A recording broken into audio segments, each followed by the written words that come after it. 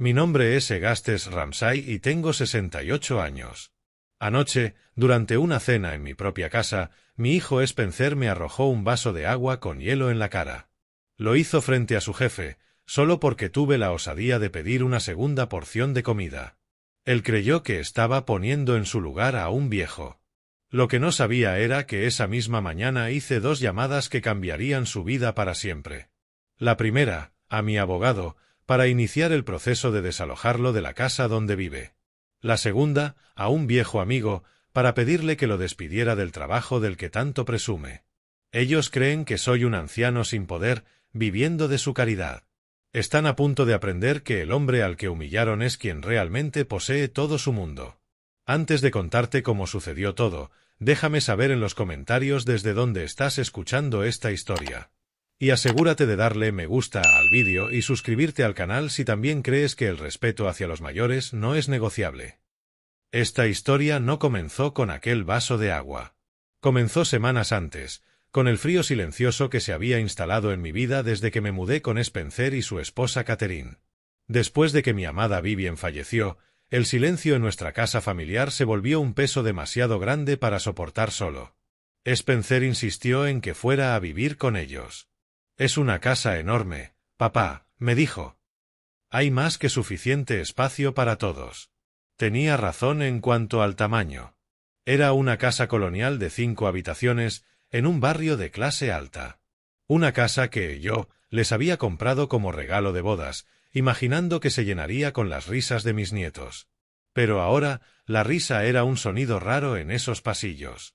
En su lugar, había cortesía, silencio, un orden tan pulcro que más bien parecía un hotel que un hogar. Tenía mi propio ala, mi propio baño, mi propio salón, pero nunca me sentí más como un intruso. El frío empezó en la mesa del comedor. Spencer y Catherine solían llegar tarde de sus importantes trabajos o compromisos sociales. Casi siempre traían comida para llevar de restaurantes caros de la ciudad. Aquella noche, el olor a salmón a la parrilla y espárragos asados llenaba la cocina. Spencer colocó frente a mí una pequeña caja blanca. «Te traje tu favorito, papá». «Salmón a la parrilla», dijo con una sonrisa que no le alcanzó a los ojos. Abrí la caja. Dentro había un trozo diminuto de salmón, no pesaba más de 4 onzas, sobre una cama de hojas verdes. Parecía una comida diseñada por un científico para ofrecer lo mínimo indispensable. Mientras tanto, ellos sacaban sus propios recipientes, enormes filetes, patatas al horno rebosantes de aderezos, espinacas cremosas. La diferencia era insultante. Soy un hombre de 68 años, no muy grande, pero con el apetito de alguien que trabajó 40 años en la construcción. Aquello no era una comida, era un aperitivo. Pero no dije nada. Solo asentí y respondí. «Gracias, hijo». Mientras comía el pescado perfectamente cocinado pero insuficiente, sentí un viejo pinchazo de soledad. No era solo por la comida, era por el mensaje oculto detrás de ella. «Eres un gasto, Gus. Un número en el presupuesto.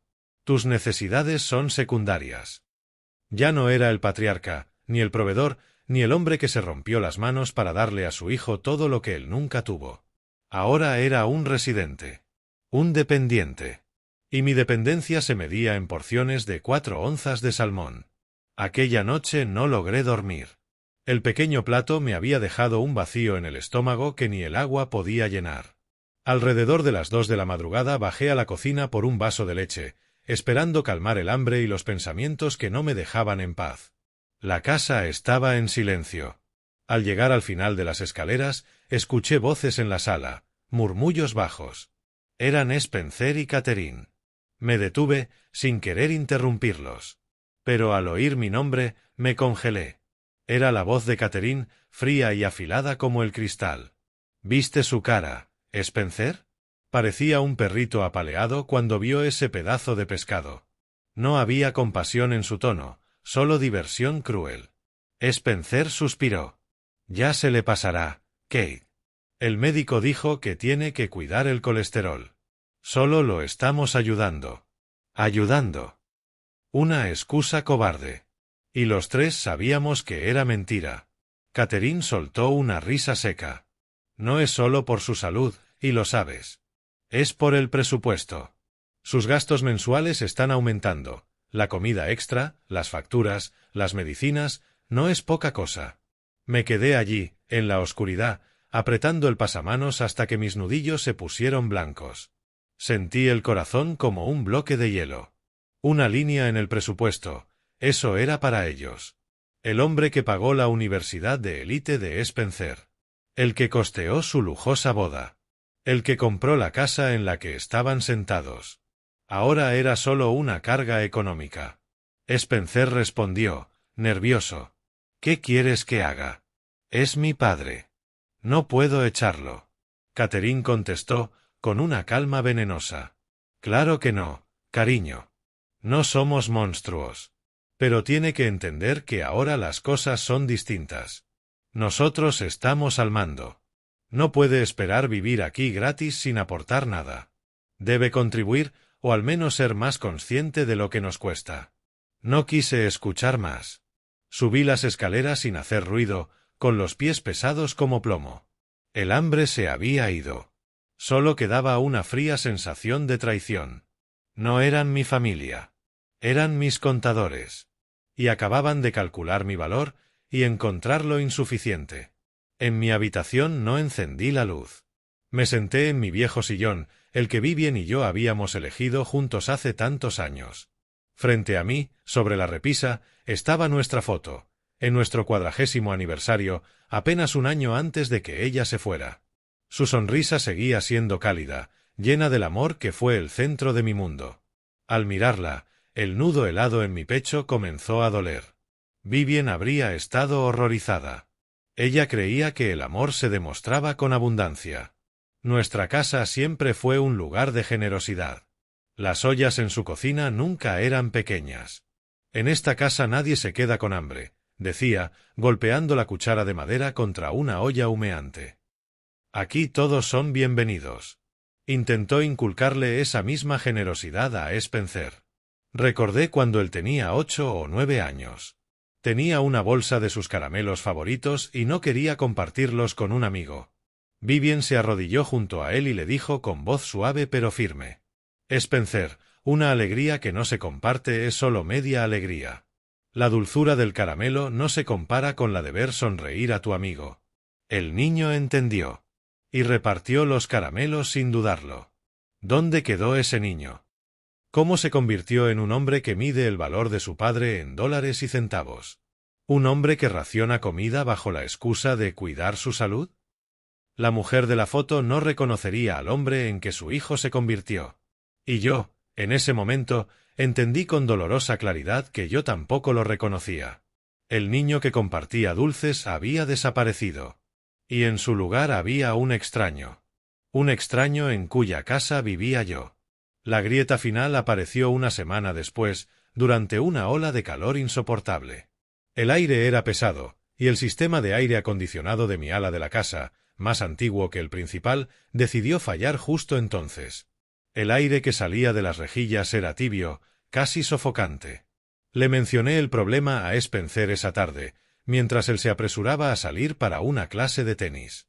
El aire de mi habitación no funciona, hijo. Creo que el aparato se rompió. Spencer ni siquiera se detuvo. Lo veré enseguida, papá, gritó, desapareciendo por la puerta del garaje. Haré una llamada mañana a primera hora. El mañana llegó y se fue. Luego pasó la tarde. La temperatura subía, y mi habitación se volvió un horno. Llamé a su móvil. No contestó. Dejé un mensaje. Esa noche, Catherine tocó suavemente mi puerta. Me dijo Spencer lo del aire, dijo, abanicándose con una revista. Está tan ocupado en el trabajo, se le pasó.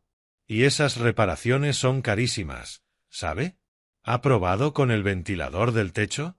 Quizá le venga mejor, es más natural. Su tono fue tan condescendiente, tan vacío de empatía, que me dejó sin palabras. Pasaron 2 días más. Dormí mal, empapado en sudor. Spencer seguía ocupado y Catherine, indiferente. Entendí, con tristeza, que no iban a hacer nada. No era prioridad. Mi comodidad no era prioridad. Al tercer día, Me harté. Busqué yo mismo el número de una empresa de reparación. Esa misma tarde enviaron a un técnico. 1 hora y $400 después, el aire volvió a funcionar. Pagué con mis ahorros de jubilación. La sensación de alivio fue inmediata. Esa noche, Spencer vio la factura sobre el mostrador. Entró en mi habitación, con una expresión de falsa incomodidad. «Papá, no hacía falta que lo hicieras. Te dije que yo me encargaría». Sus palabras sonaban huecas. Una excusa para conservar la imagen de buen hijo. Lo miré y respondí con calma. «Sé lo que dijiste, Spencer. Pero a veces, un hombre tiene que cuidarse solo». Él no entendió el doble sentido. Creyó que hablaba de un simple arreglo doméstico.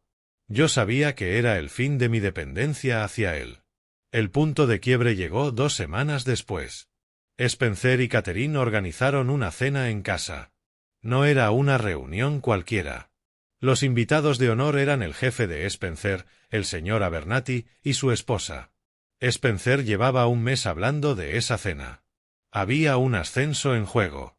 Una oportunidad de entrar al nivel ejecutivo que tanto deseaba. La casa se transformó por completo. Había camareros en la cocina, un florista colocando arreglos de lirios y orquídeas, y el aire estaba cargado de una tensión casi eléctrica. Catherine era el epicentro de todo. Se movía como una general antes de una batalla, revisando copas, platos, cubiertos, cada detalle. Vestía un elegante vestido negro que seguramente costaba más que mi primer coche. Me miró de arriba abajo cuando entré al salón, con mi camisa sencilla y mis pantalones de tela. «¿Eso es lo que vas a ponerte, Gus?», preguntó con una sonrisa demasiado amable. «Es cómodo, sin duda». La crítica no dicha flotó entre nosotros. Spencer, nervioso, seguía sus órdenes como un soldado. Acomodaba cuadros, ajustaba copas, revisaba el vino. Era un hombre actuando su papel, y la presión lo hacía sudar. Media hora antes de que llegaran los invitados, me sentaron en el salón. Fue una emboscada disfrazada de charla amable. «Papá, estamos muy felices de que estés con nosotros esta noche», comenzó Spencer, con voz tensa. «Es una velada muy importante para mí, para nosotros». Catherine tomó la palabra, con un tono dulce, pero lleno de acero. «Solo queremos asegurarnos de que la velada transcurra sin problemas. El señor Abernathy es un poco anticuado. Aprecia cierto tipo de conversación. Sería mejor que dejaras a Spencer dirigir la charla, ¿vale? Y quizá podamos guardar las historias sobre tus tardes en la construcción para otra ocasión. A veces resultan un poco fuertes para algunas personas». Me quedé sentado y solo asentí. Me sentí como un niño recibiendo instrucciones para comportarse en la mesa de los mayores. Era un posible bochorno, una responsabilidad que había que manejar. Cuando llegaron los Abernathy fui cortés. Di la mano al señor Abernathy. Era un hombre alto, de mirada fría, que me dedicó una sonrisa breve y desdeñosa antes de volver toda su atención a Spencer. Su esposa me dio un apretón de mano sin fuerza y enseguida empezó a elogiar a Catherine por la casa. Rápidamente me convertí en parte del mobiliario de fondo. La conversación durante los aperitivos era un idioma que no hablaba. Hablaban de capitalizaciones de mercado, resultados trimestrales y tecnologías disruptivas. Comentaban sobre próximas escapadas a esquiar a Aspen y vacaciones de verano en la Toscana. Me quedé en silencio, con un vaso de agua entre las manos, sintiéndome como un fantasma en la propia mesa de mi hijo. Este era el mundo para el que yo le había dado la vida que yo mismo había trabajado para que tuviera, una vida de comodidad y privilegio, lejos de la tierra y el sudor de mi pasado. Debería haberme sentido orgulloso, pero lo que sentí fue una distancia profunda y dolorosa. Miré a mi hijo reírse de un chiste del señor Abernathy, su rostro animado por la ambición, y no vi al niño que yo había criado. Vi a un actor, a un desconocido. Cuando los camareros comenzaron a servir el plato principal, una hermosa bandeja de costillas cocinadas lentamente, sentí un hambre que no tenía que ver con la comida. Era el hambre de ser visto, de que se me reconociera como algo más que un viejo silencioso con una camisa cómoda. El plato principal llegó en platos blancos inmaculados, servido por un personal de catering silencioso. Eran costillas a fuego lento, con puré de patata al ajo y judías verdes. El aroma era embriagador, una mezcla ahumada y dulce que me hizo doler el estómago por hambre verdadera. Colocaron un plato frente a mí. Había 2 costillas pequeñas, quizá 4 pulgadas cada una sola porción elegante de puré y un pequeño atadito de judías. Era un plato bonito. También era una ración de niño. Miré alrededor de la mesa. El plato de Spencer estaba lleno, al menos media parrilla de costillas. El señor Abernathy tenía una ración similar. Todos comían con entusiasmo, hablando y riendo mientras disfrutaban del banquete. Comí mis 2 costillas despacio. Estaban deliciosas, tiernas, se desprendían del hueso. Se acabaron en menos de 5 minutos. El hambre en mi estómago dejó de ser un dolor sordo, se volvió un pinchazo agudo e insistente. Pero no era ya solo hambre física. Una indignación lenta y ardiente empezó a crecer dentro de mí. No era un invitado que debía mostrarse cortés. No era un niño al que había que vigilarle la comida. Era el hombre que había pagado todo este espectáculo, aunque nadie en la mesa parecía recordarlo. Era un hombre de 68 años en una casa de abundancia, y seguía con hambre. Miré al centro de la mesa. Una gran bandeja de plata brillaba bajo la luz de la lámpara. Seguía cargada de costillas, docenas apiladas, testimonio de la abundancia que Catherine quería mostrar. La ironía asfixiaba. Observé a Spencer reír con una anécdota de su jefe. Vi a Catherine sorber su vino con gracia, interpretando el papel de perfecta anfitriona. Estaban tan absortos en su función, tan confiados en el mundo que se habían construido, un mundo en el que yo era un adorno silencioso. En ese momento, una resolución tranquila se posó sobre mí. No iba a ser invisible más. No iba a aceptar la ración que me asignaban en su presupuesto ni en su mesa. Ya estaba harto de que me administraran. Esperé a una breve pausa en la conversación, cuando el señor Abernathy se estaba tomando un sorbo de vino. No alcé la voz. No soné exigente ni enfadado. Mi tono fue calmado, mesurado y conversacional. Spencer, dije. Las costillas están deliciosas. Catherine, te has lucido. Luego miré a mi hijo y formulé mi petición simple y razonable. ¿Podrías pasar la bandeja? Me encantaría tomar una porción más. Las palabras quedaron suspendidas en el aire. El murmullo de la mesa no solo se atenuó, se detuvo. Fue como si hubiera desconectado una radio. Spencer detuvo el tenedor a medio camino. La sonrisa pintada de Catherine se volvió tensa y fina.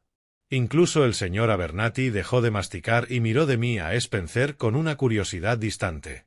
Durante un largo momento, el único sonido fue el tenue tintineo del hielo en un vaso de agua. El silencio fue mi respuesta. El rostro de Spencer, animado y alegre unos instantes antes, comenzó a enrojecerse de un modo feo y profundo. Empezó en el cuello y subió como una marea de ira y vergüenza. Miró rápidamente a su jefe, luego a Catherine. Ella le hizo un pequeño, casi imperceptible movimiento con la cabeza, una orden clara para que me callara de inmediato. Spencer carraspeó y soltó una risa forzada y tensa.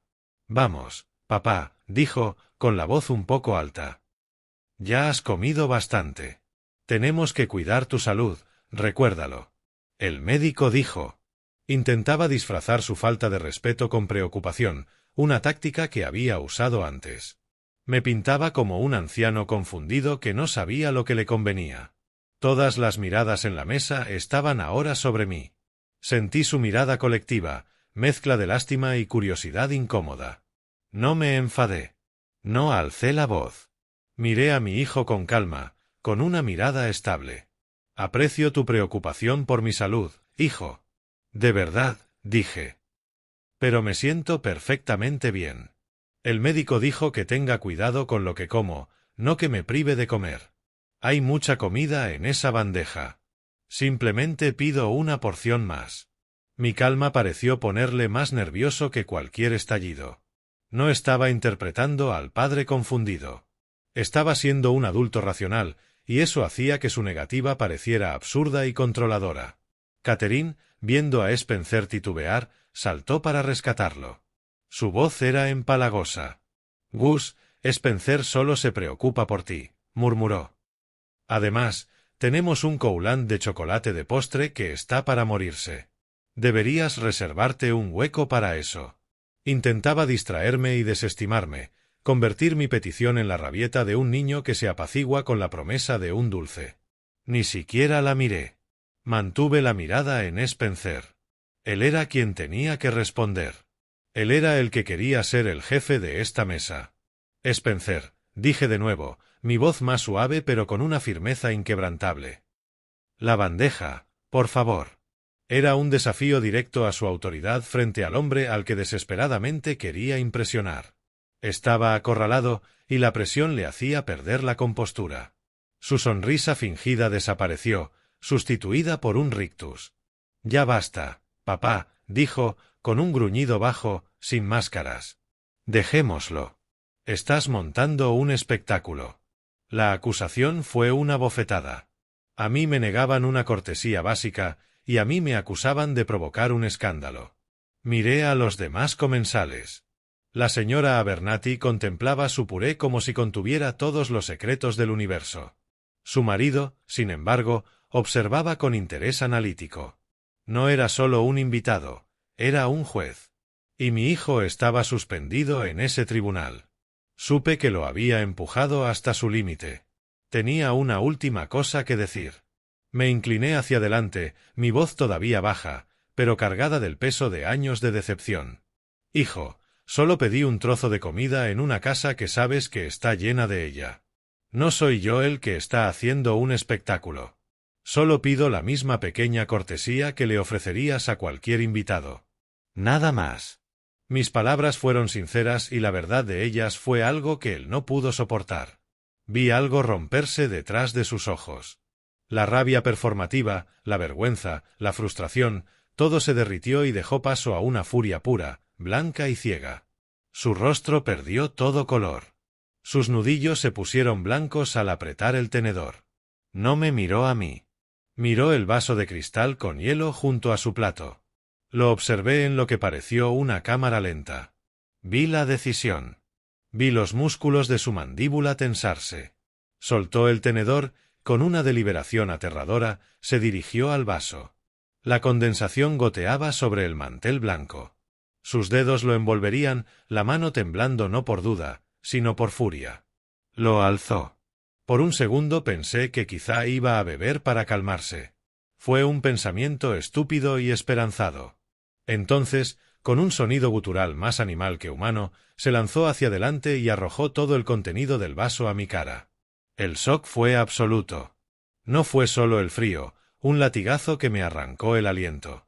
Fue el golpe del cubito de hielo contra la mejilla y la frente, como una lluvia de grava helada. El agua me cubrió los ojos, nublando la escena. Cayó por mi nariz y mi boca, sin sabor. Corrió por mi barbilla y mi cuello, empapando el cuello de mi camisa y dejando una mancha húmeda en el pecho. Por un momento no pude moverme. No pude respirar. No pude pensar. Me quedé ahí, goteando, aturdido en una especie de animación suspendida. El mundo volvió con un ruido, un golpe seco cuando Spencer dejó el vaso vacío sobre la mesa. Y entonces, silencio. Un silencio tan completo que parecía que el mundo entero se hubiera apagado. Fue un vacío donde antes había charla educada de cena. Me quité el agua de los ojos a golpes y la escena se aclaró en un tableau horroroso. Spencer estaba de pie, el pecho agitado como si acabara de correr una maratón. Su rostro era una máscara de incredulidad, como si no entendiera lo que acababa de hacer. Catherine tenía las manos sobre la boca, los ojos muy abiertos, con lo que parecía un shock genuino por primera vez en la noche. La señora Abernathy dejó escapar un pequeño jadeo. Su marido, el señor Abernathy, permanecía completamente inmóvil. Su rostro ya no mostraba curiosidad ni diversión, era un gesto de desprecio frío. Miraba a mi hijo, no como a un empleado prometedor, sino como a un riesgo, un hombre con un defecto fatal de carácter. En ese instante supe que la promoción de mi hijo se había esfumado para siempre.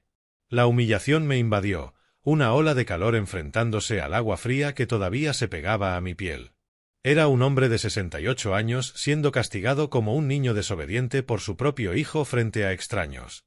La humedad que goteaba se sentía como lágrimas que mi orgullo no me permitía derramar. El shock y la vergüenza pesaban físicamente. Pero entonces, a medida que los segundos se alargaban, algo más empezó a surgir desde lo hondo del helado vaso. No era rabia, no la furia ciega que poseyó a mi hijo. Era algo más frío y más duro, claridad. Una claridad perfecta y terrible.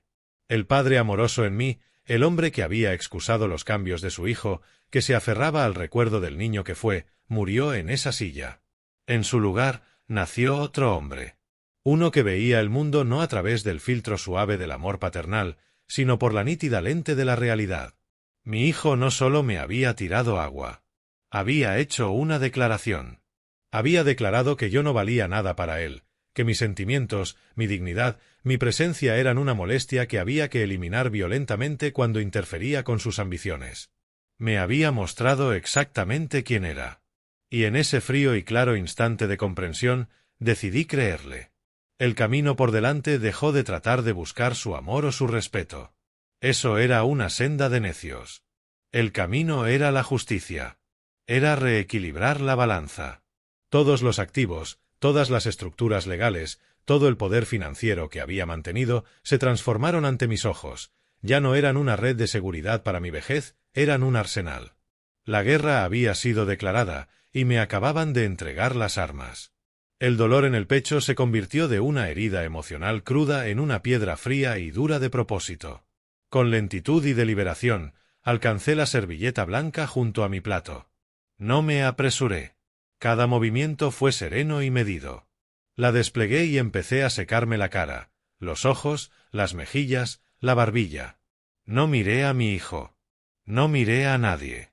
Cuando mi rostro estuvo seco, doblé la servilleta, la apoyé suavemente sobre la mesa, me levanté, empujé la silla hacia atrás en silencio, me di la vuelta y salí del comedor sin una palabra. Los dejé a todos allí sentados en el silencio ensordecedor de lo que habían hecho. Salí del comedor con la espalda recta y la cabeza erguida. No di portazos. No hice ruido. Cada paso sobre la alfombra del pasillo fue deliberado. Una retirada silenciosa de una batalla que no tenía intención de librar en sus términos. Detrás de mí escuché estallidos de susurros, el raspado frenético de sillas, las despedidas apresuradas y torpes de los Abernathy. La cena había acabado. La representación había terminado en desastre. No miré atrás. Seguí hasta mi ala, abrí la puerta de mi suite y la cerré con cuidado. Y entonces hice algo que no había hecho en los 2 años que llevaba viviendo allí. Eché el cerrojo. El clic pesado de la cerradura fue el sonido más fuerte del mundo. Fue un sonido de final, de trazar una línea, de cerrar un capítulo. Aquello ya no era una parte de su casa en la que yo vivía. Era mi fortaleza, y el asedio estaba por comenzar. Me senté en la oscuridad de mi sala y escuché. Oí la puerta principal abrirse y cerrarse, la salida precipitada de los invitados. Después, pasos acercándose a mi puerta, rápidos y vacilantes. Un golpe suave. «Papá», dijo la voz de Spencer, amortiguada por la madera. «¿Estás bien? ¿Puedes abrir, por favor?» Guardé silencio. Solo quería hablar. «Lo siento», dijo. «Estoy tan apenado. No sé qué pasó allí. Tenía mucha presión. El señor Abernathy estaba, y me presionó». Su disculpa fue una cascada patética de excusas, una sinfonía de autocompasión. No estaba arrepentido por lo que había hecho, estaba arrepentido de haber mostrado su verdadero yo frente a su jefe. Su remordimiento era por sí mismo. Sus palabras no significaban nada para mí. Eran ruido. Tras unos momentos de mi silencio, escuché el susurro afilado de Catherine. «Spencer, ya basta. Déjalo en paz». Luego su voz reemplazó a la suya en la puerta, empalagosa y falsa, aún más insultante que la rabia de Spencer. «Gus, soy Catherine. Estamos muy preocupados por ti. Spencer está destrozado de culpa. Por favor, no te enfades. Estamos todos muy estresados. ¿Por qué no sales y tomas una copa de vino con nosotros? Podemos hablarlo». Su oferta era absurda. Hablaba como si se tratara de un desacuerdo menor que un trago solucionaría. No comprendían la magnitud de lo sucedido. No podían comprenderlo. Tocaron otra vez, esta vez con más insistencia. Gus, por favor. Contuve la respiración y me quedé perfectamente quieto. Al cabo de un rato oí que se rendían. Retrocedieron por el pasillo. Pude imaginar la escena. Irían al salón, se servirían una copa, diseccionarían la catástrofe de la noche. Se dirían que yo era sensible de más, que era un viejo con un desvarío emocional. Dale tiempo, se le pasará, se dirían. Se imaginaron que me verían llorar o enfurecerme o simplemente quedarme mirando a la pared en un estado de confusa senilidad. Creyeron que mi silencio era el silencio de una víctima. No tenían ni idea de que era el silencio de un depredador. Cuando la casa quedó en calma, no lloré. No me sentí impulsado a pasear enfurecido por la habitación. Me senté en mi sillón y respiré. Dejé que los últimos rescoldos de aquella humillación pública se consumieran. Dejé que el daño y el shock se alejaran como la marea. Y lo que quedó en la orilla no fue la tristeza. Fue un propósito frío, sereno e inquebrantable. Tras varios minutos de contemplación, me levanté. Crucé la habitación y encendí una pequeña lámpara de escritorio. Proyectó un círculo de luz amarilla sobre mi gran escritorio de roble, iluminando el trabajo que me esperaba. Ignoré la cama. Dormir era un lujo que no podía permitirme esa noche. En su lugar me acerqué a una hermosa estantería empotrada que ocupaba una pared. Para el observador casual parecía un simple mueble con manuales de ingeniería antiguos y novelas clásicas. Pero yo conocía su secreto. Metí la mano, apreté una sección casi invisible de la madera, y un panel se abrió en silencio, revelando el acero gris y frío de una caja fuerte digital. Spencer y Catherine ni siquiera sabían que existía. Me veían como a un hombre simple, una reliquia de otra época que no entendía las complejidades del mundo moderno. No tenían idea de lo meticulosamente que mi querida Vivien y yo habíamos planificado el futuro. Introduje el código, una secuencia de números que representaba el cumpleaños de Vivien. La pesada puerta de acero se abrió con un suave silbido hidráulico. Dentro no había fajos de efectivo ni joyas ostentosas. Había archivos, decenas de ellos, todos perfectamente organizados en carpetas etiquetadas, escrituras de propiedades, carteras de acciones, extractos bancarios, pólizas de seguro, y justo en el centro, un grueso portafolio de cuero azul oscuro con letras doradas en el lomo, el fideicomiso de la familia Ramsay. Tomé el portafolio de la caja fuerte. Se sentía pesado en mis manos, pesado con el peso de la responsabilidad y del poder que contenía. Lo llevé al escritorio y me senté. Lo abrí y extendí los documentos sobre la madera pulida, bajo la luz de la lámpara. No sentí ni una pizca de nostalgia o tristeza. Me sentí como un general desplegando sus mapas de batalla antes de un enfrentamiento decisivo. Cada documento, cada cláusula, cada firma era un arma en mi arsenal. Encendí mi portátil. Su zumbido se unió al tic-tac del reloj sobre la repisa. Spencer jamás había preguntado por los detalles de las finanzas familiares. Aceptó la educación cara, el pago inicial de esta casa, el capital semilla para su primer coche, todo como si fuera su derecho de nacimiento. Su sensación de estar en su derecho lo volvió ignorante. Su privilegio lo dejó ciego. No tenía idea de que su lujoso estilo de vida no estaba construido sobre su propio salario, sino sostenido por las estructuras financieras cuidadas y complejas que su madre y yo habíamos tardado una vida en construir. Creía ser el amo de su propio universo. Estaba a punto de aprender que solo era un inquilino y que su contrato acababa de vencer. No era un anciano roto lamiéndose el orgullo herido. Era un ingeniero revisando una estructura defectuosa. Y sabía exactamente dónde estaban los muros de carga. Y sabía exactamente cómo derribarlo todo. Cogí el teléfono, busqué un número en mis contactos e hice mi primera llamada. La voz que respondió era vieja y familiar, la de mi abogado y amigo desde hacía 40 años. David, dije, con voz baja y firme. Soy Gus. Siento llamar tan tarde, pero necesito tu ayuda. Ha ocurrido algo. Tenemos que poner unas cuantas cosas en marcha. Bajo el haz concentrado de la lámpara, los documentos del portafolio azul parecían cobrar vida. No eran solo papeles. Eran los planos de mi vida con Vivien, la arquitectura del futuro que diseñamos con tanto cuidado. Pasé los dedos por la primera página, un papel crema grueso con las palabras Ramsay Family Trust en relieve arriba. El abogado que contratamos era el mejor, un viejo astuto, famoso por crear estructuras legales a prueba de todo.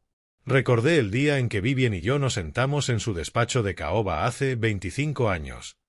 Spencer acababa de graduarse, lleno de ambición y de una sensación de derecho que ya preocupaba a su madre. Vivien fue el motor del fideicomiso.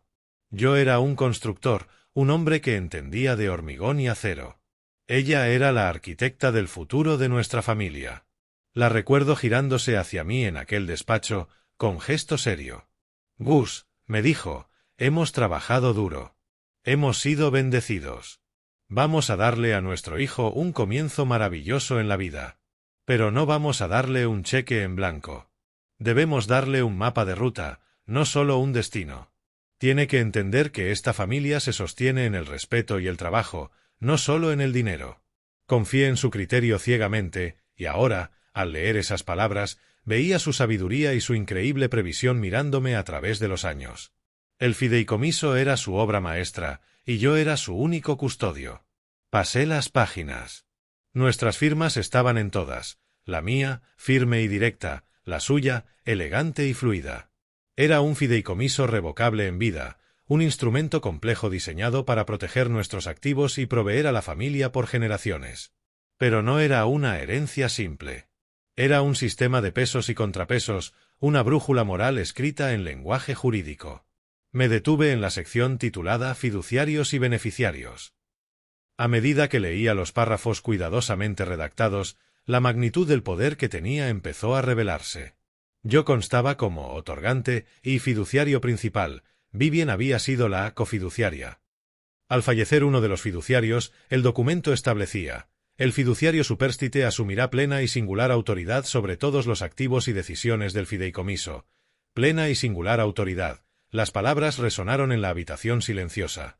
Spencer figuraba como beneficiario principal, pero su estatus era condicional. Tenía derecho a recibir ingresos y apoyo del fideicomiso a discreción del fiduciario. A discreción del fiduciario. La frase fue un martillazo. Catherine aparecía como beneficiaria secundaria, su condición dependiente por completo de su matrimonio vigente con Spencer. No tenía ningún derecho independiente a nada. Y entonces lo encontré, la cláusula que Vivien había exigido pese a las objeciones del abogado, que la llamó poco convencional. Ella la bautizó cláusula de integridad familiar y conducta. Fue su golpe de genio, su salvaguarda contra el veneno que ahora había infectado a mi hijo. La cláusula era larga y escrita en densa jerga legal, pero su significado era brutalmente claro. Si cualquier beneficiario incurría en conducta considerada perjudicial para la reputación del apellido Ramsay o actuaba con grave falta de respeto, cuidado o piedad filial hacia otro familiar directo, el fiduciario tenía el derecho unilateral de actuar. Las acciones se enumeraban. A. Suspender temporalmente todas las distribuciones. B. Restringir el acceso a las propiedades del fideicomiso. C. En casos extremos, desheredar permanentemente al beneficiario y reasignar su parte a otros beneficiarios o a una obra benéfica designada. Grave falta de respeto. Piedad filial. Golpear a tu padre de 68 años en la cara con un vaso de agua con hielo, delante de tu jefe, porque pidió otra costilla, sin duda calificaba. Me recosté en la silla, se me cortó la respiración. No era solo un documento legal. Era una profecía. Vivien lo había visto venir. Vio cómo la riqueza podía corromper, cómo el derecho a todo podía pudrir el corazón del niño que criamos. Construyó un cortafuegos en los cimientos de nuestra familia para protegerla de exactamente esta bancarrota moral. Seguí leyendo, repasando los anexos de activos al final, y quedó al desnudo la magnitud de la ignorancia de Spencer. Esta casa, la que él y Catherine mostraban con tanto orgullo, no, era legalmente suya. La escritura estaba a nombre del fideicomiso familiar Ramsay. La cartera de acciones que pagaba sus vacaciones y coches de lujo no, estaba a su nombre. Era un activo del fideicomiso. La cuenta bancaria conjunta que usaban para gastos diarios tampoco era realmente suya. Era una cuenta de distribución discrecional, alimentada mensualmente directamente desde el fideicomiso. No eran propietarios, Eran inquilinos. No eran inversores, recibían mesadas. Vivían una vida que creían poseer, pero en realidad solo la tomaban prestada. Y yo era el arrendador. Yo era el banquero. Era el hombre que, con unas cuantas llamadas y firmas, podía cerrar el grifo dorado del que manaba todo su mundo privilegiado. Una oleada de tristeza profunda me atravesó por lo que mi hijo se había convertido. Había cambiado la riqueza genuina, familia y respeto, por la barata ilusión del éxito material. Pero la tristeza era un lujo, y pronto fue reemplazada por una certeza fría y resuelta. Su acto de humillación pública no fue solo un insulto hacia mí, fue una violación de los principios mismos sobre los que se construyó su vida. Fue una traición al legado de su madre. Mi deber estaba claro. No actuaba por venganza, aunque empezaba a brotar una satisfacción sombría. Actuaba como fiduciario de la voluntad de Vivien. Estaba haciendo cumplir los términos y condiciones de su amor. Mi teléfono vibró sobre el escritorio. Era un mensaje de Spencer. «Papá, por favor, hablemos. Podemos arreglar esto». Miré el mensaje y una sonrisa amarga me rozó los labios. Aún creía que se trataba de una discusión familiar. Aún pensaba que se arreglaba con unas disculpas huecas. No tenía idea de que estaba, de pie, en una casa a punto de ser demolida. Dejé el teléfono sin responder. Mi trabajo aún no había terminado. El fideicomiso era mi arma principal, pero tenía otra en la recámara, unas bajo la manga. Una promesa personal entre dos viejos amigos. Saqué otro archivo de la caja fuerte, mucho más fino, con un único contrato, y me preparé para hacer mi segunda llamada de la noche. El fideicomiso era la base legal de mi plan. Pero el segundo documento era su piedra angular emocional. Era una carpeta de Manila con una sola palabra escrita, Inevat. Dentro había un contrato, un acuerdo de inversión semilla fechado hacía 15 años. Era por $250,000, una suma que representaba una parte importante de mis ahorros de entonces. La inversión era en una incipiente empresa tecnológica llamada Inevat Solutions, fundada por un viejo amigo, Michael Vance. Recuerdo el día que lo firmé como si fuera ayer. Spencer llevaba un año fuera de la universidad. Tenía un prestigioso título en marketing, pero el mercado laboral estaba duro. Se frustraba y se venía abajo, trabajando en una pasantía no remunerada que no llevaba a ninguna parte. Se sentía un fracaso. Cada tarde volvía derrotado, la ambición y la confianza inculcadas en la universidad se le erosionaban. Dolía verlo. Por entonces, Michael se puso en contacto conmigo. Nos conocíamos desde jóvenes, cuando trabajábamos en las mismas obras. Yo, ingeniero estructural, él, un genio eléctrico. Siempre respetamos el trabajo del otro. Ahora Michael había puesto su propia empresa, una idea brillante de software, pero estaba en apuros. Era creador, no hombre de negocios. Estaba al borde de perderlo todo. Me llamó no para pedirme dinero, sino para desahogarse con un amigo. Nos vimos a tomar una cerveza en un bar viejo y tranquilo de los de siempre. Me expuso su plan, su visión. Era impresionante, pero no lograba la financiación para contratar un equipo de ventas y marketing en condiciones. Sin eso, su producto brillante moriría en la vid. Mientras lo escuchaba, una idea empezó a tomar forma, una solución para los dos problemas. «Tengo algo de dinero ahorrado, Michael», le dije cuando terminó. «Es un riesgo para mí, pero creo en ti. Te daré los $250,000 que necesitas». Michael se quedó mudo. Se le humedecieron los ojos. Intentó negarse, decir que era demasiado, pero lo detuve. «Hay una condición», continué, firme, innegociable. «Mi hijo Spencer tiene un título en marketing. Es listo, ambicioso, pero necesita una oportunidad. Lo contratarás. Le crearás un puesto como asistente junior de marketing. Lo orientarás. Le darás la posibilidad de demostrar su valía. Y necesito tu palabra en otra cosa, Michael. Esto no es solo negocios. Es familia. Si alguna vez se mete en problemas de verdad, si se descarrila, necesito saber que puedo llamarte y me escucharás. No como CEO a inversor, sino como amigo a amigo. Lo manejaremos juntos. Michael me agarró la mano sobre la mesa, con un apretón firme y una gratitud profunda en la mirada. Gus, dijo con la voz espesa. Lo que sea. No solo estás salvando mi empresa, estás salvando a mi familia. Hecho. Un abogado redactó los papeles de la inversión, pero nuestro verdadero contrato se selló con ese apretón. Spencer se puso eufórico cuando se lo conté. No le dije toda la verdad, por supuesto. Le dije que un viejo amigo, Michael, tenía una vacante y que había hablado bien de él. Spencer consiguió el empleo y, en honor a la verdad, floreció. Era bueno. Un marquetero nato. Ascendió en Inevad Solutions con rapidez. Con los años, creo que olvidó que su inicio había sido un regalo. Se convenció de que había ganado esa primera oportunidad solo por sus méritos. Se veía como un hecho a sí mismo, igual que su padre. No sabía que el cimiento de toda su carrera era un acuerdo secreto en un bar polvoriento, un trato nacido del amor de un padre y de la desesperación de un viejo amigo. Creía ser indispensable para la empresa. No tenía ni idea de que su empleo era condicional, no a su desempeño, sino a una promesa entre dos hombres mayores. Ese contrato, ese recuerdo, era mi as en la manga. El fideicomiso le quitaría la riqueza y la casa. Pero esto le quitaría el orgullo. Haría añicos el mito central de su vida, la historia que se contaba sobre su propio éxito. Era cruel, sí, pero sabía que era necesario. Para reconstruir a un hombre, primero hay que derribar el ídolo falso al que adora. Y mi hijo adoraba el altar de sus logros. Era hora de mostrarle que ese altar estaba construido sobre arena. Tomé el teléfono de nuevo y busqué el nombre, Michael Vance. Respiré hondo. Esta era la pieza final del plan.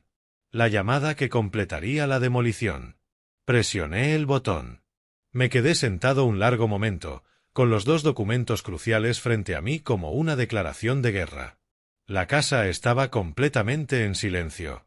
Spencer y Catherine seguramente dormían plácidos, en una casa que no les pertenecía, sostenidos por una carrera que no habían ganado del todo. El tiempo de deliberar había terminado. Llegó la hora de actuar. Hice la primera llamada. Era a David Miller, mi abogado, un hombre en el que confiaba desde hacía más de 40 años. Contestó al tercer timbrazo, con voz espesa de sueño. Gus, ¿eres tú? ¿Todo bien? Preguntó, recuperando la profesionalidad al instante. Todo está a punto de estarlo, David, dije. Mi voz era calma y firme, reflejo perfecto de la resolución en mi pecho. Siento la hora, pero necesito que inicies unas diligencias a primera hora. Quiero que congeles todas las distribuciones discrecionales del fideicomiso familiar Ramsay a sus beneficiarios. Con efecto inmediato. Hubo una pausa al otro lado. Oí el crujir de sábanas cuando se incorporó. Gus, es una medida importante. ¿Estás absolutamente seguro? Nunca estuve más seguro en mi vida, David, respondí. Remítete a la cláusula de integridad y conducta familiar, sección 4, inciso B. Se han cumplido por completo las condiciones. En segundo lugar, prepara los avisos legales de desalojo de la propiedad ubicada en 125 ELM Street. El fideicomiso va a liquidar el activo. El silencio fue más largo esta vez. Sabía lo que pensaba, no era solo una decisión financiera, era un terremoto familiar. Entendido, Gus, dijo por fin, ya en modo operativo. Haré que mi equipo empiece a las 9 en punto de la mañana. Necesitaré una declaración formal tuya. Podemos verla mañana. Gracias, David, dije y colgué. El primer pilar de su mundo estaba listo para caer. No dudé. Marqué inmediatamente el segundo número, el móvil personal de Michael Vance, fundador y CEO de Inevad Solutions. Contestó casi al instante, alerta y enérgico incluso a esa hora. Gus, dijo, con sorpresa genuina. Me alegra oírte, pero me da que esto no es una llamada social. Siempre fuiste perspicaz, Michael, respondí. Te llamo por una promesa que hicimos hace mucho. La que sellamos con un apretón de manos en un bar. La línea quedó en silencio. Sabía que Michael viajaba conmigo en el tiempo a aquella taberna polvorienta, cuando sus sueños se desmoronaban y el futuro de mi hijo era incierto. Lo recuerdo como si fuera ayer. Gus, dijo, ahora más serio. Ese día me salvaste. Vengo a cobrar el favor, Michael, dije. Mi hijo ha perdido el rumbo. Olvidó el valor del respeto, el cimiento sobre el que se sostiene todo. Es hora de que aprenda una lección que solo una caída dura enseña. No titubeo. ¿Qué necesitas que haga, Gus? Sabes que haré lo que me pidas. Su puesto en Inebat debe terminar. Quiero que lo despidas. Llámalo reestructuración, lo que necesites. Pero su tiempo en tu empresa se acabó. Michael suspiró, pesado, con pesar pero sin negarse. Gus, es de los mejores. ¿De verdad quieres esto? Es un buen empleado, Michael, dije. Pero ya no es un buen hombre. Y nuestro trato era sobre la familia. Estoy seguro. De acuerdo, Gus. Por ti. Hecho. Lo manejaré personalmente por la mañana. Gracias, amigo, dije. No, Gus, replicó firme. Gracias a ti. La deuda siempre fue mía. Colgué y dejé el teléfono en el escritorio. Las 2 llamadas habían tomado menos de 5 minutos. En ese breve lapso, firmé la orden de demolición de la vida entera de mi hijo. No sentí alegría ni triunfo, solo una finalización sombría y profunda. Las ruedas estaban en marcha. Ya no había vuelta atrás. Por primera vez desde que el agua helada me golpeó la cara, sentí paz. Apagué la lámpara del escritorio y me fui a la cama. Sabía que, al amanecer, el mundo sería otro, y dormiría tranquilo sabiendo que, por fin, había hecho lo que debía hacer. Desperté al día siguiente con el primer silencio real que experimentaba en esa casa. No era el silencio tenso y torpe de las últimas semanas. Era un silencio de finalización, de paz. No salí de mi suite. Tenía una cafetera pequeña y un minibar en mi sala. Preparé un café negro y fuerte, como le gustaba a Vivien, y me senté en el sillón a ver el sol trepar el cielo. No me sentía ansioso ni vengativo. Estaba sereno. Había puesto en marcha los engranajes de una gran máquina. Ahora solo tenía que esperar y escuchar cómo empezaba a rugir. Los primeros sonidos de pánico comenzaron alrededor de las 11 de la mañana. Conocía la rutina de Catherine. Los martes eran su día de lo que llamaba terapia de compras. Su manera de premiarse por el sufrimiento de vivir una vida tan privilegiada. Pude imaginar la escena como si la viera en una pantalla. Ella, en una de esas boutiques exclusivas del centro, donde las etiquetas de precios se esconden y el aire huele a cuero caro y perfume francés. Habría elegido un bolso nuevo, absurdamente caro, y lo habría puesto en el mostrador con esa pose de propiedad casual que domina. Entregaría su tarjeta platino sin pensarlo. Y entonces engranaría el primer piñón. La sonrisa cortés de la dependienta vacilaría. Lo siento mucho, señora Ramsay. La tarjeta ha sido rechazada. La primera reacción de Catherine sería la incredulidad, seguida de irritación. Es imposible, soltaría. Pásala otra vez. La empleada obedecería, mismo resultado. Rechazada. La irritación se transformaría en una oleada de humillación pública. La vería rebuscar en su cartera de diseñador otra tarjeta, una American Express, una Visa. Cada una entregada con menos confianza, cada una recibida con la misma negativa educada. Rechazada. Rechazada. Rechazada. La imaginé saliendo de la tienda con las manos vacías y el rostro una máscara de furia, el juicio de las otras clientas ricas pesándole en los hombros. Volvería a casa conduciendo a una velocidad peligrosa. El portazo de la puerta principal me confirmó que mis cálculos eran correctos. La oí gritar buscando a Spencer, la voz aguda y estridente. Spencer, ¿qué está pasando? Acaban de rechazar todas mis tarjetas. ¿Tienes idea de lo embarazoso que ha sido? La voz de Spencer llegó amortiguada al principio, molesta, desdeñosa.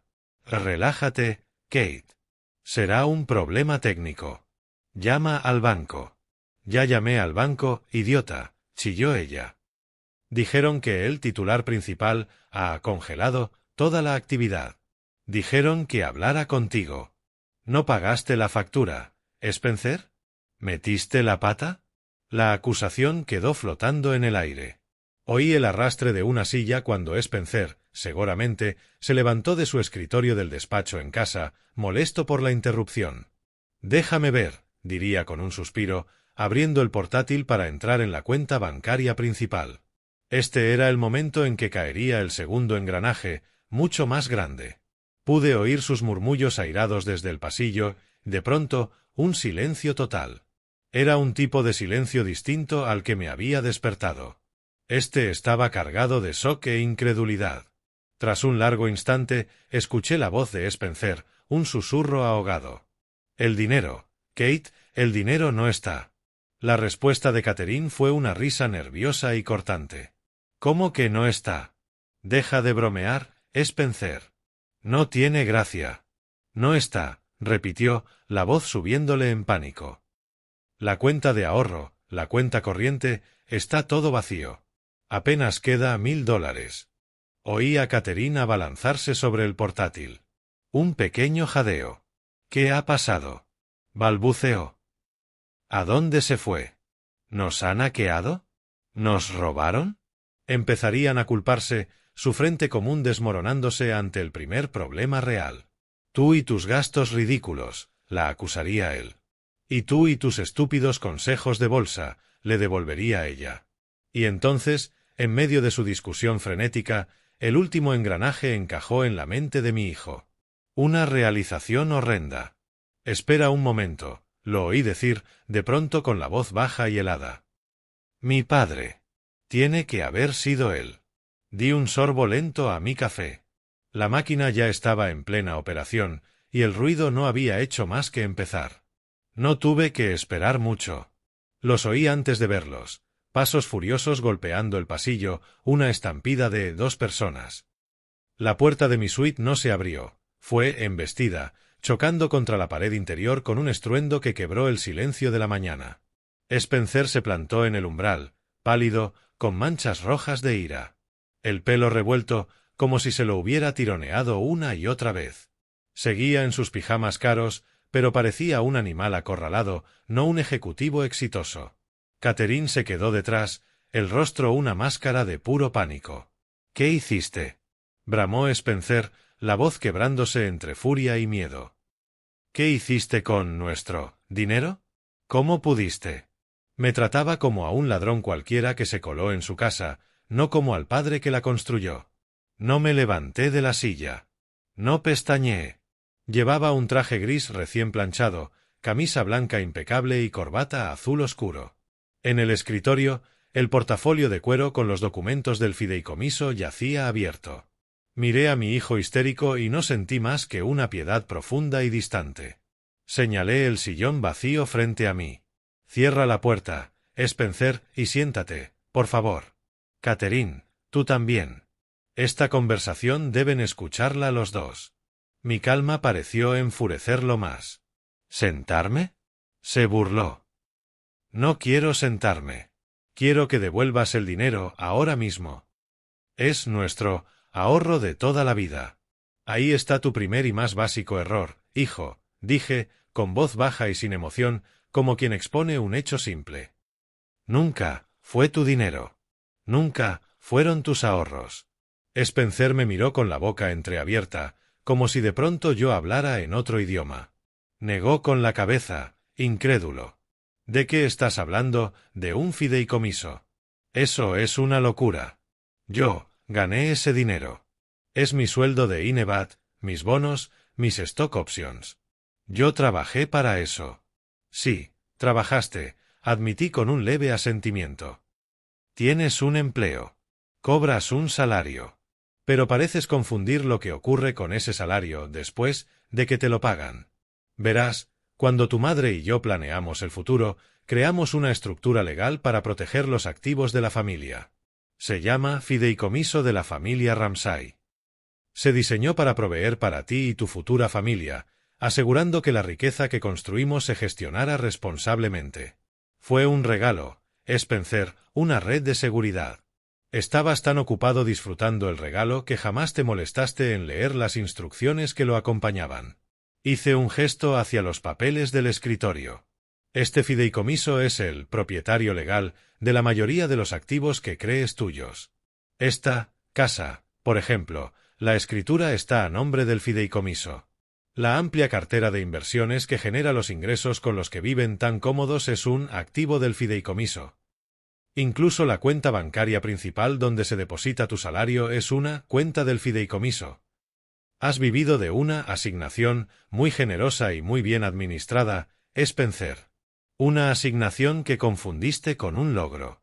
Su rostro pasó del rojo de la ira al blanco fantasmal.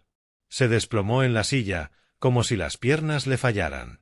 Catherine me miraba, viendo deshacerse su mundo cuidadosamente construido. Pero eso no es posible, tartamudeó Spencer.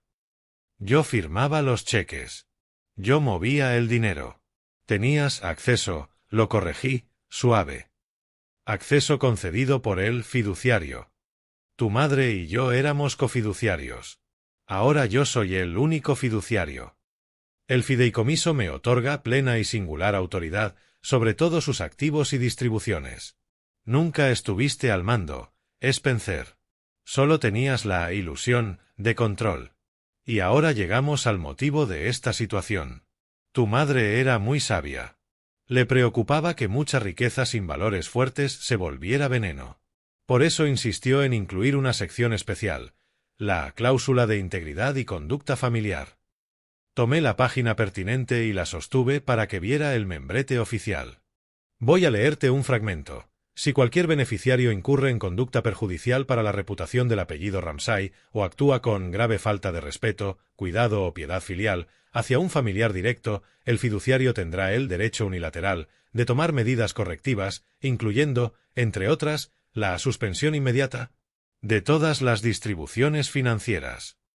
Dejé el papel y miré a mi hijo a los ojos. Cuando anoche me arrojaste el vaso de agua a la cara, hiciste algo más que insultar a un viejo.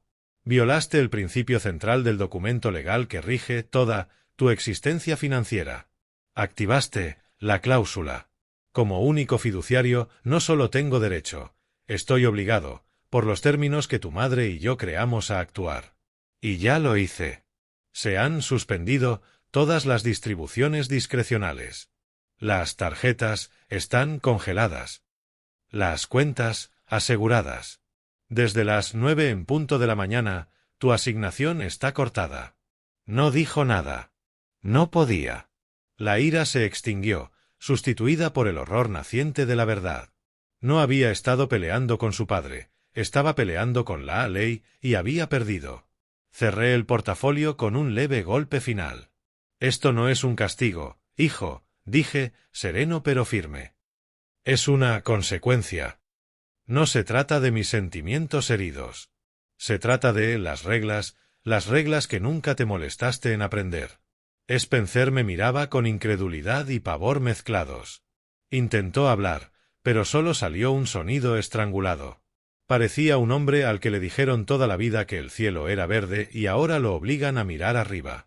Catherine fue la primera en recobrar la voz, aunque apenas un susurro tembloroso. Eso no es posible. Nuestros nombres están en la hipoteca. Firmamos los papeles. Casi sonreí ante su ingenuidad. Firmaste papeles de residencia, Catherine, expliqué, con la misma calma exasperante. Firmaste un acuerdo para habitar y mantener una propiedad del fideicomiso. Se te dio la responsabilidad de pagar los impuestos y el mantenimiento con fondos distribuidos por el fideicomiso. Era una manera eficaz de enseñaros responsabilidad financiera. O eso esperábamos tu madre y yo. Spencer por fin encontró la voz en un rugido desesperado. No te lo voy a permitir. Esto es un farol. Contrataremos un abogado. Lucharemos en los tribunales. No puedes robar todo por lo que trabajamos. Al salir la última palabra de su boca, un sonido resonó por la casa, el timbre claro y educado de la puerta principal. La sincronía fue casi poética.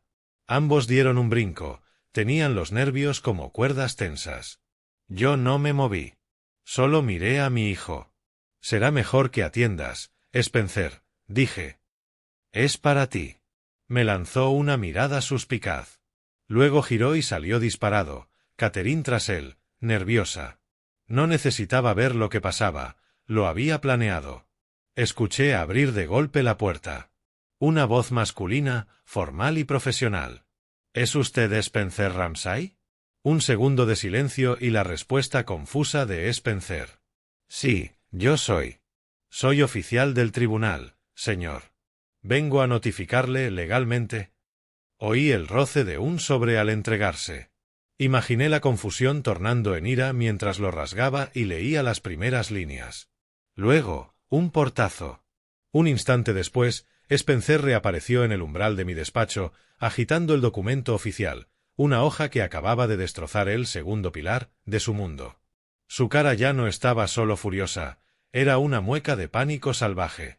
¿Qué es esto?, gritó, con la voz rota. ¿Qué demonios es esto? Es un aviso de desalojo. ¿Un desalojo? Dice que tenemos 30 días para desalojar la vivienda. 30 días. ¿Es tu idea de una broma enferma? Miré el papel tembloroso en su mano y luego su rostro. No es una broma, Spencer, dije. Es una formalidad legal. Es el paso lógico que sigue. Me miró sin comprender. Como acabo de explicaros, el fideicomiso familiar Ramsay es el propietario legal de esta propiedad. Tu nombre no está en la escritura. El de tu esposa tampoco. Nunca fuisteis los dueños. Solo residentes, viviendo aquí bajo los términos del acuerdo del fideicomiso que firmasteis, pero nunca os molestasteis en leer. Como único fiduciario, tengo lo que se llama un deber fiduciario, una obligación legal y ética de administrar responsablemente los activos del fideicomiso. Dada vuestra conducta reciente, una violación clara de la cláusula de integridad, permitir que sigáis en el activo físico más valioso del fideicomiso sería faltar a ese deber. Por tanto, el fideicomiso ejercerá su derecho a vender la propiedad. Abrió y cerró la boca, sin palabras. Miró a Catherine, que se oprimía el pecho como para impedir que el corazón se le escapara. Entregué las últimas líneas con precisión quirúrgica y fría. No os están echando de vuestra casa, Spencer. Se os pide formalmente que abandonéis una propiedad que nunca fue vuestra. La ley exige un plazo de 30 días que me he asegurado de respetar. Me parece más que justo. Deberías hablar con tu abogado. Hice una pausa. Oh, espera. Cierto. Para eso necesitarás dinero, ¿no? Las palabras cayeron en la habitación silenciosa como un golpe físico. La pelea se le escapó del cuerpo, solo quedó el vacío de la derrota. En menos de 15 minutos, había perdido su fortuna y su casa, y empezaba a entender que esto era solo el principio. Spencer sostenía el aviso como si fuera una serpiente venenosa, le temblaba la mano tanto que el papel traqueteaba. Estaba destrozado por dentro. Catherine se apoyaba en el marco, la cara entre las manos, los hombros sacudidos por sollozos mudos. El silencio era espeso, cargado del peso de su realidad rota. Cuando creí que no podía hacerse más profundo, un sonido lo cortó, el tono alegre del móvil de Spencer. Sonaba obsceno en aquella atmósfera funeraria. Rebuscó en el bolsillo del pijama, torpe. Miró la pantalla con desconcierto. Es Michael Vance, susurró, como si el nombre fuera un objeto extraño. Contestó, con un hola débil y tembloroso. Lo vi escuchar. Vi cómo la última pizca de color abandonaba su rostro, dejándolo gris ceroso. Le vi abrir los ojos con incredulidad y luego con una comprensión aplastante. Su lado de la conversación fue breve, apenas unos monosílabos ahogados. ¿Qué?, balbuceó. ¿Cómo que todo el departamento está siendo reestructurado? Pero yo soy el director de marketing con mejores resultados. Mis evaluaciones. No, entiendo. Sí, señor. Adiós.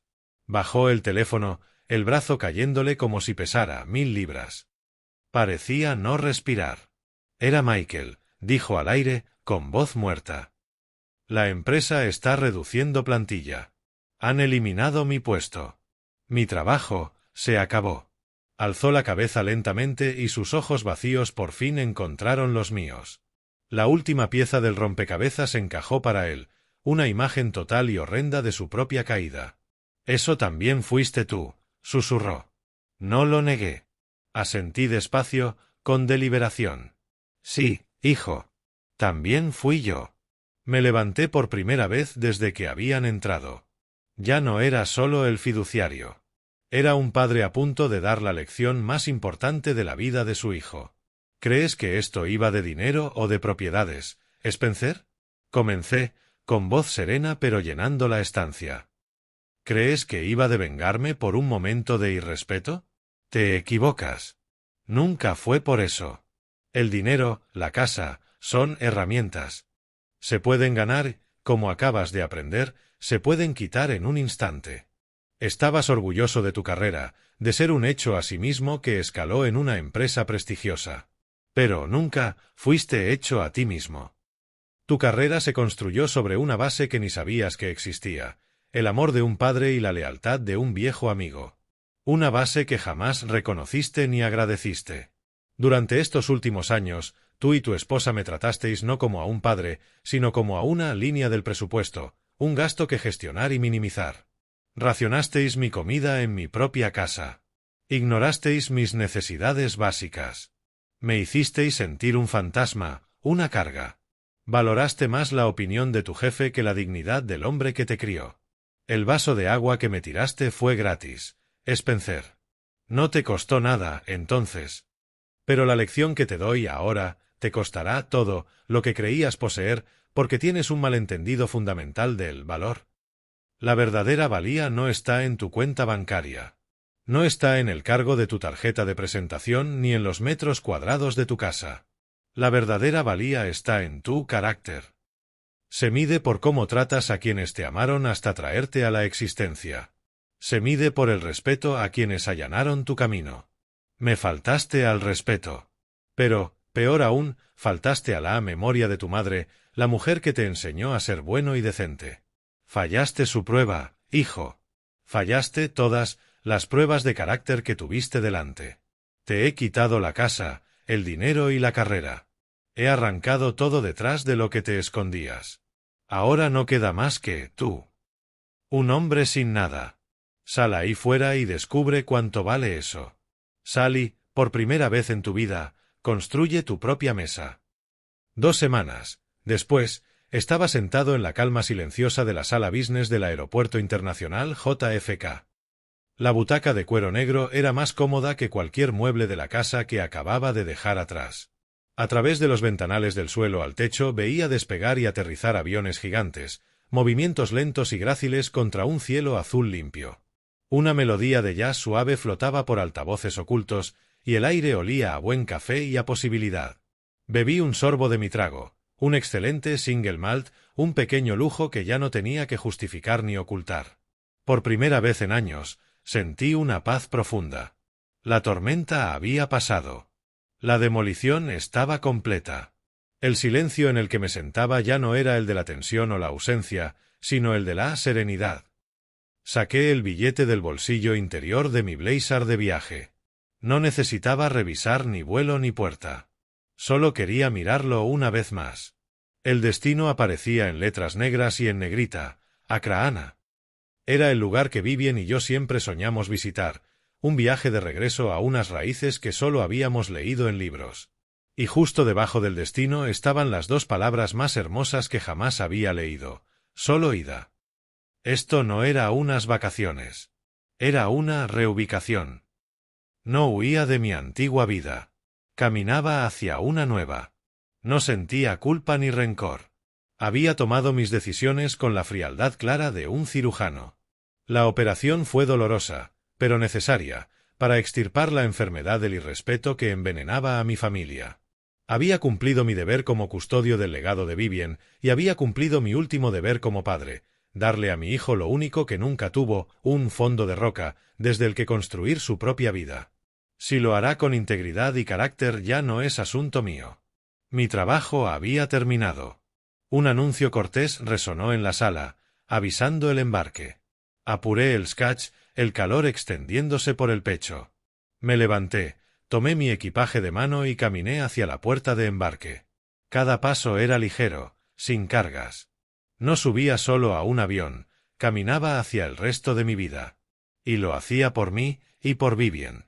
Antes de guardar el teléfono, me quedaba un último asunto. Abrí mi app bancaria personal, una cuenta separada del fideicomiso, solo mía. Mi abogado me había dado los datos de una nueva cuenta corriente básica que Spencer se había visto obligado a abrir días atrás. Inicié una transferencia. La cifra no era aleatoria, $5.000. No era suficiente para darle comodidad, pero sí para darle base, el depósito de seguridad de un piso modesto y el primer mes de alquiler. Era una oportunidad, no una limosna. En el concepto no escribí una larga nota emocional. Tecleé unas palabras sencillas. Lección final y la única herencia que recibirás. Construye una vida de carácter, no de comodidad. Gánate tu propio respeto. Este es el último regalo. Pulsé confirmar. La pantalla mostró la confirmación. El dinero se fue. El último lazo quedó cortado. Cerré la app y apagué el móvil. La cuenta estaba saldada. Mientras el avión se elevaba entre las nubes, vi la costa de América hacerse una línea fina entre el azul inmenso del océano y el azul sin fin del cielo. Con ella, sentí que se desprendían los últimos años, los de la indignidad silenciosa, los de sentirme un fantasma en mi propia familia. No me invadió tristeza ni arrepentimiento. Me llenó una ligereza que no sentía desde joven. Pensé en Vivien y casi pude sentir su mano en la mía. La imaginé sonriendo, mirando por la ventanilla con el mismo brillo aventurero en los ojos que yo llevaba en el corazón. Por fin emprendíamos nuestro viaje juntos. No era un final. Era un comienzo. No sé qué me espera en este nuevo capítulo, pero sé que lo enfrentaré en mis propios términos. El camino de mi hijo ya es suyo. Le di una página en blanco. Que construya una vida valiosa o no depende de él. Mi viaje, al fin, vuelve a ser mío. La lección más importante que aprendí no fue sobre riqueza o poder. Fue que nunca es tarde para exigir respeto. Y nunca es tarde para reclamar tu propia vida. Esta historia nos enseña que la verdadera riqueza no se mide en cuentas o posesiones, sino en la fortaleza del carácter y el respeto que mostramos a los demás.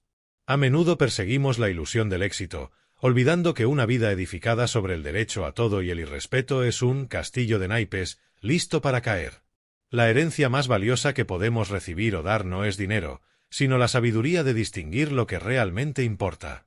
Es un recordatorio poderoso de que el dinero puede perderse y recuperarse, pero la pérdida de dignidad y carácter es una pobreza mucho más grande.